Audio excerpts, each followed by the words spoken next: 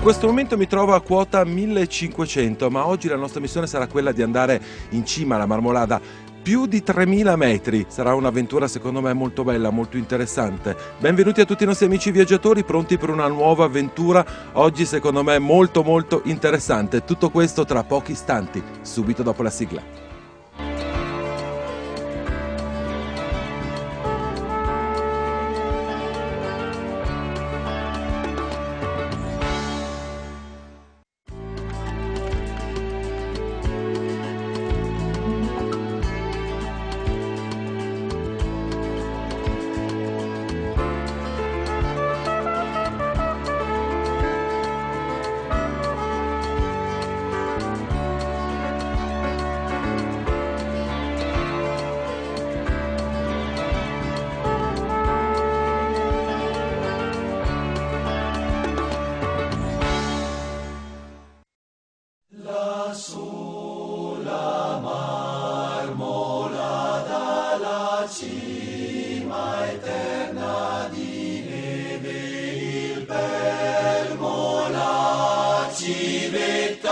Il sasso della croce.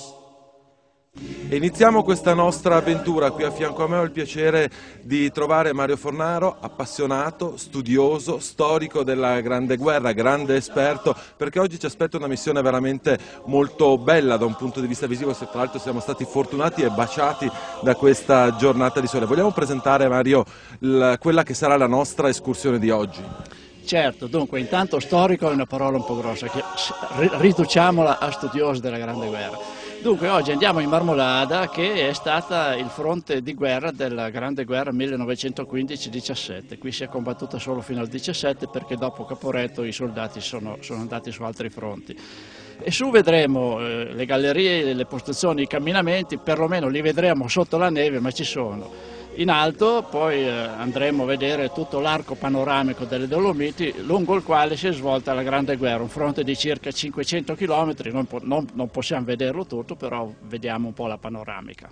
Allora, qui a che quota ci troviamo? Ci troviamo a 1500 circa e arriviamo fino a quota 3265. Quindi anche per naturalmente un'escursione molto bella per gli appassionati di storia, però anche un'escursione specialmente in questo periodo molto bella per chi vuole vedere un bel panorama, ma anche per chi vuole fare una bella sciata, Mario. Beh, sicuramente sì, direi che questo è il periodo più bello, però io aggiungo anche il periodo veramente ottimo per visitare le postazioni della Grande Guerra, i luoghi dove hanno combattuto e sofferto i nostri alpini e anche gli austriaci.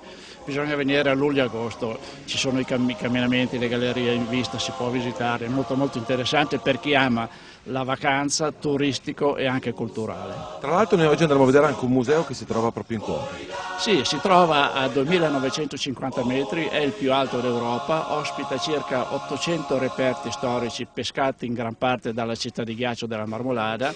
È un museo bilingue italiano-austriaco, è stato costruito insieme dopo la Grande Guerra, si sono riappacificati.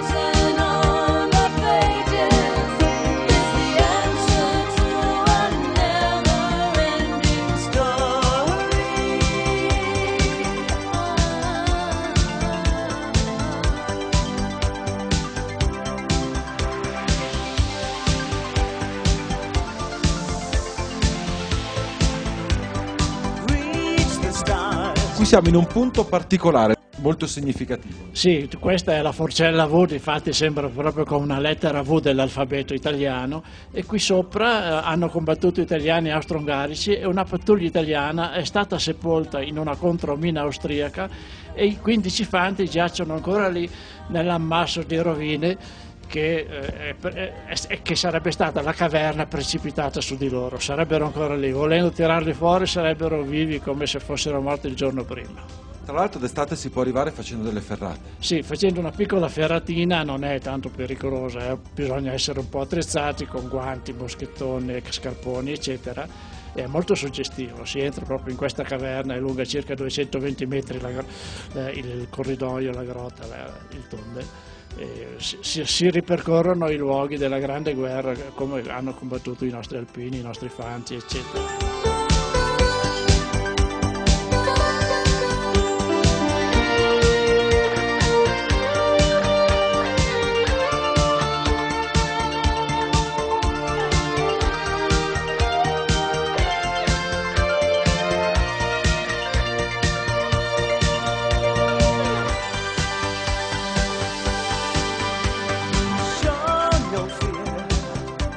For she may fade away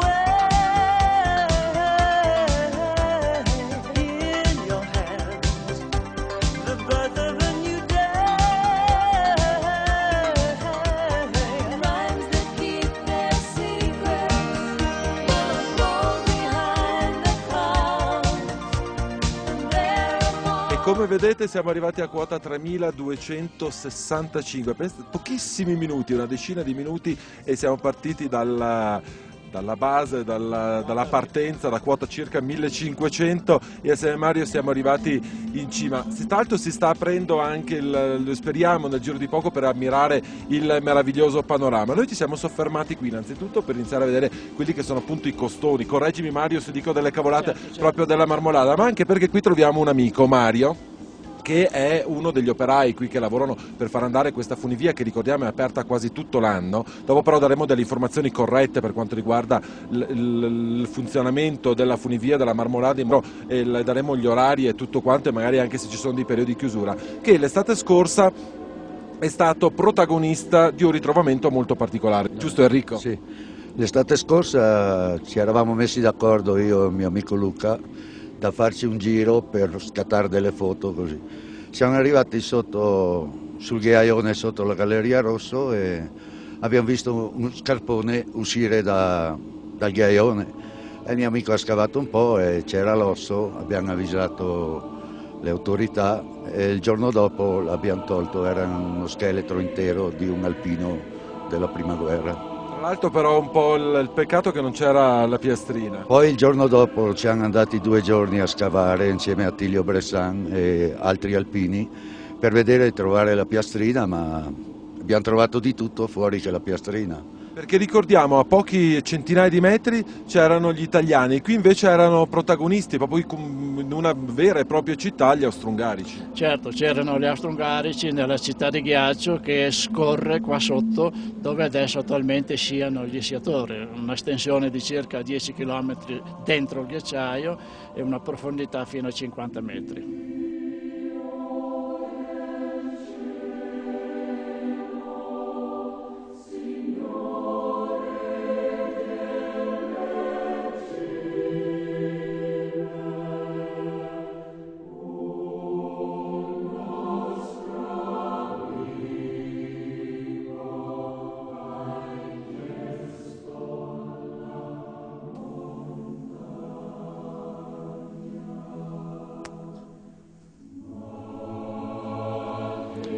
Noi ci troviamo in un punto veramente molto particolare e anche abbastanza recente.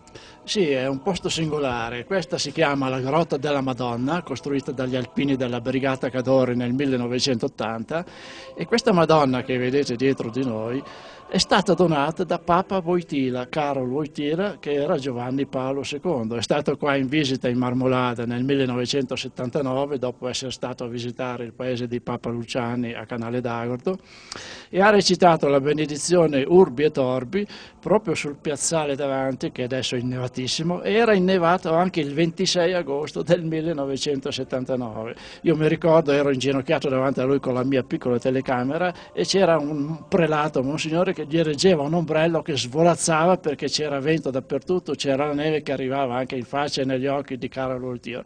Una cosa molto bella e interessante. Tra l'altro sempre questo rappresenta sempre la grande passione di Papa Giovanni Paolo II per la montagna. Tra l'altro mi dicevi che inizialmente questa Madonna non era all'interno all'interno di questa grotta. Esattamente, questa Madonna era stata donata dal Papa ed era stata posta dove lui aveva recitato la benedizione Urbi et Orbi.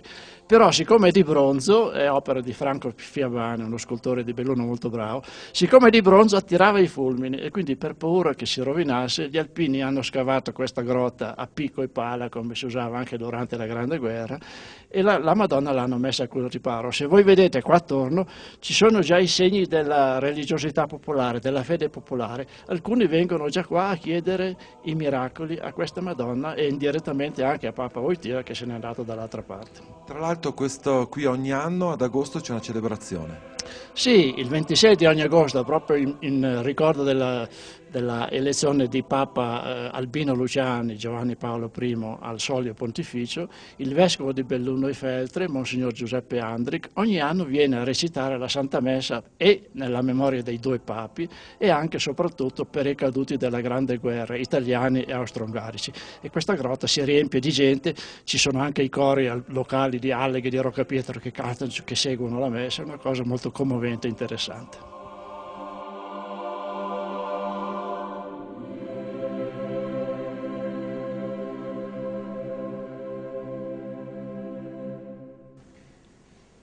Per noi è arrivato il momento della nostra prima interruzione pubblicitaria. Vi aspetto fra pochissimo per continuare la scoperta del ghiacciaio del massiccio della Marmolada.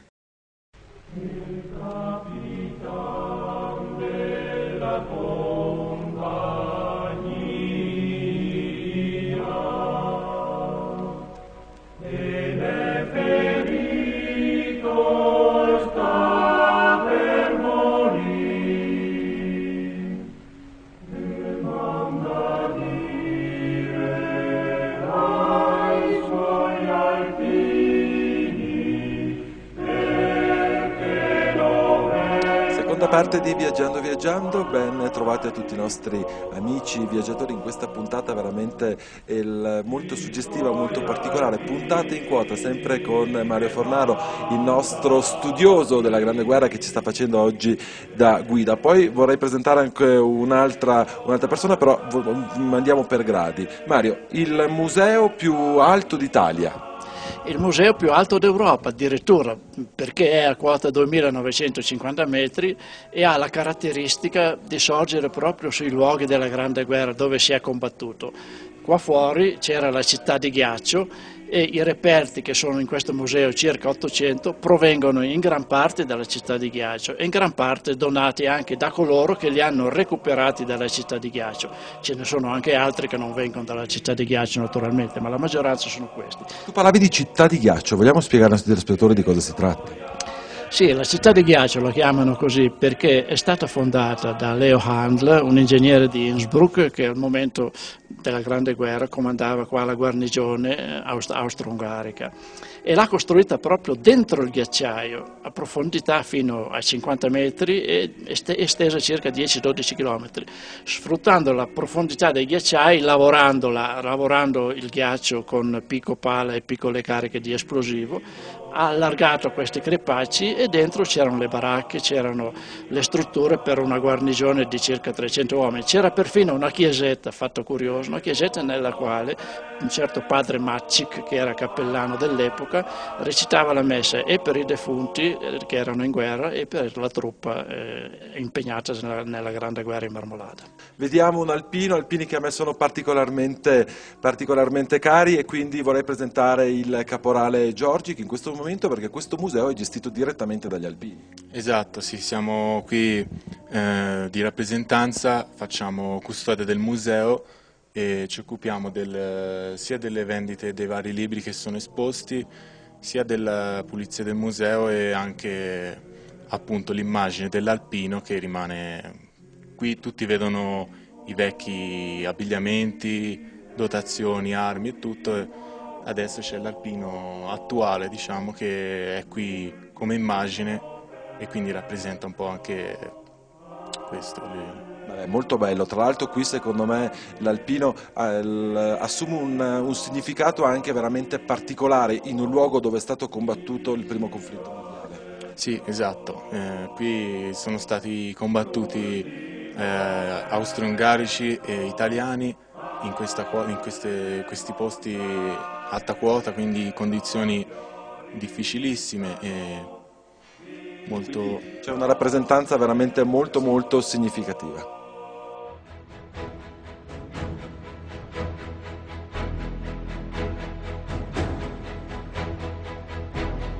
Per parlare di questo museo mi vorrei un attimo soffermare su quella che era la vita di tutti i giorni. Sicuramente una delle cose più difficili, il nemico più importante per i militari che hanno vissuto qui per anni è stato il freddo. Che dici, Mario? Effettivamente, qui avevano un nemico supplementare i due eserciti, oltre a combattersi tra di loro, avevano anche il generale inverno, il cosiddetto generale inverno, che poi è diventato storicamente famosissimo con Napoleone, con la guerra di Russia. E qui vediamo delle stufe dell'epoca, sia italiane che austro-ungariche, che usavano anche riscaldandosi sottoterra, anche sotto il ghiaccio, non sottoterra. Usavano queste stufe, ma ovviamente le temperature erano meno 20, meno 30 sotto zero, quindi le stufe servivano sì e no, ecco. C'erano molti congelati. In questo museo una delle cose particolari è che si vuole raccontare quella, come dicevamo prima, la vita di tutti i giorni. Abbiamo visto delle stufe, però qui naturalmente ci furono moltissime vittime, tantissimi feriti, ma anche, come dicevamo prima, il generale inverno poteva creare anche molta cancrena per il freddo, perché una semplice ferita poteva diventare cancrena, e qui vediamo dei cimeli tipo una sedia a rotelle. Esattamente, le cancrene al tempo non erano curabili, la medicina non era ancora a quel livello, per cui molti restavano mutilati, e restando mutilati costruivano anche le sedie per questi mutilati, e qui ne vediamo una che è servita sicuramente a più di un italiano.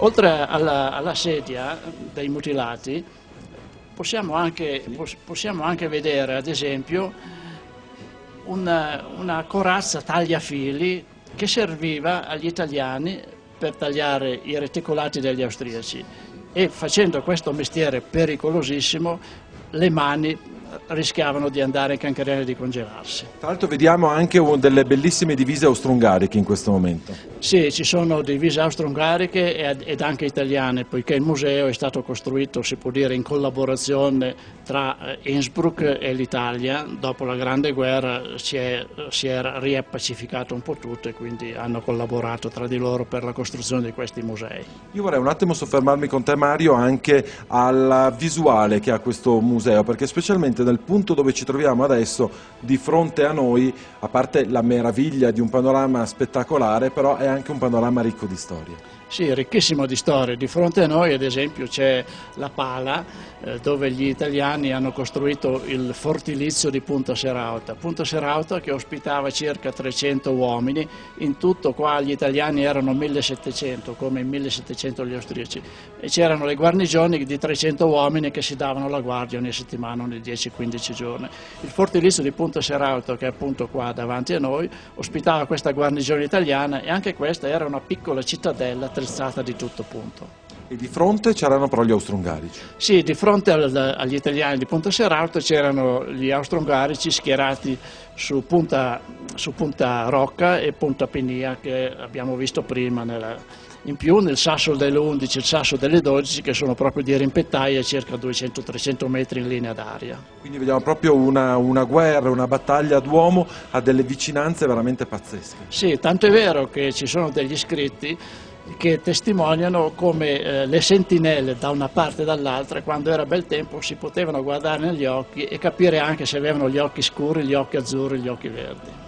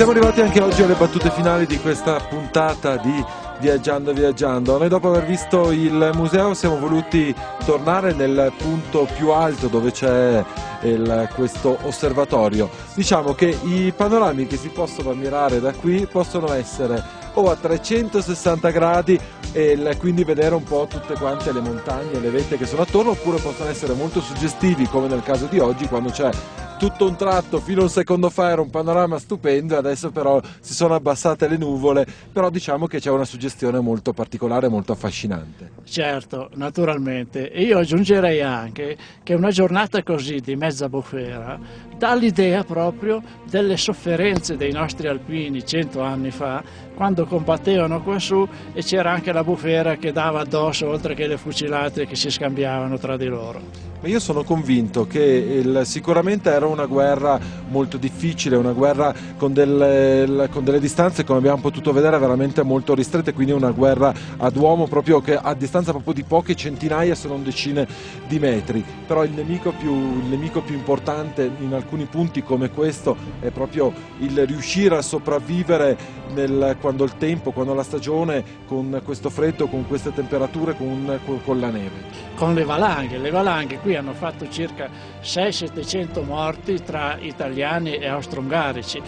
Non solo, ma la guerra combattuta qui è stata ancora una guerra, diciamo, da gentiluomini, perché è vero che si combattevano, ma anche si aiutavano l'un con l'altro, potendo, qualche volta si scambiavano i viveri, le sigarette contro il pane.